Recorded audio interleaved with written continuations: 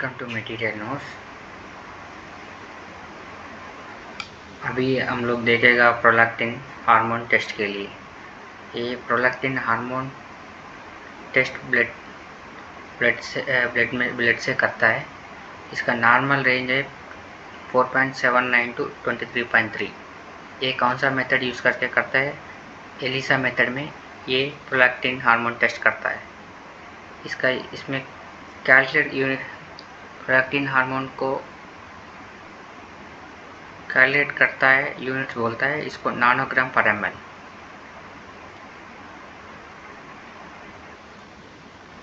और अभी prolactin values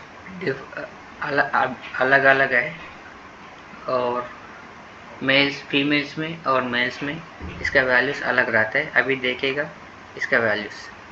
और फीमेल्स में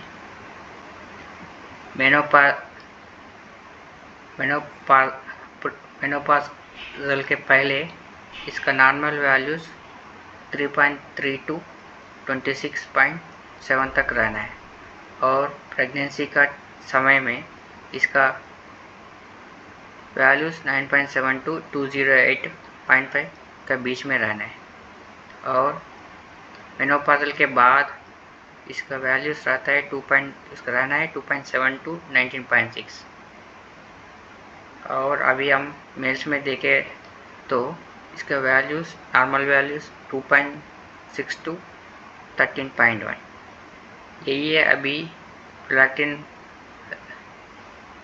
वैल्यूज है।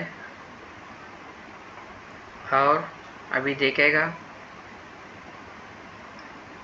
Normal prolactin secretion various with time.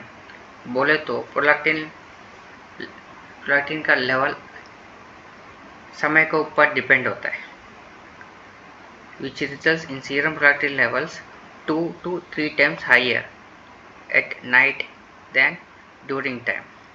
इसका मतलब है प्रोलैक्टिन लेवल्स डबल ट्रिपल भी हो सकता है। तो दिन का ऊपर हो रात के लिए रात में ज़्यादा रहता है, दिन में कम रहता है। और serum prolactin levels during menstrual cycle are variable.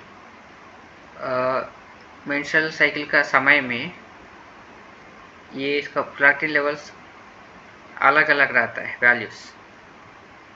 Commonly exhibit slight elevations during the mid cycle. वो मेंस्ट्रुअल साइकिल का बीच का दिन में इसका प्रोलैक्टिन लेवल्स ज़्यादा हो सकता है। और prolactin levels in normal individuals tend to rise in response to physiological stimuli।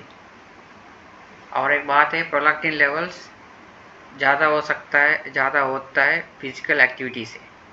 तो कभी कभी कौन सा कंडीशन में होता है बोले तो सोने के समय ज़्यादा होता है, एक्सरसाइज करने के समय ज़्यादा होता है, निपुल स्टिमुलेशन करने के समय प्रोलैक्टिन ज़्यादा हो सकता है। और सेक्सुअल इंटरकोर्स में भी हो सकता है। और हाइपोग्लाइसीमिया, वो तो शुगर कम होता है ना जब भी। और प्रेगनेंसी का समय और सर्जिकल स्ट्रेस में भी प्रोलैक्टिन लेवल्स इसका कंडीशंस में प्रोलैक्टिन लेवल ऊपर हो सकता है। और prolactin values that exceed the reference values may be due to macro prolactin bound to immunoglobulin। Macro prolactin should be evaluated if signs and symptoms of hyperprolactinemia are absent और picture image studies are not informative. यही है अभी prolactin values का normal values का details है। और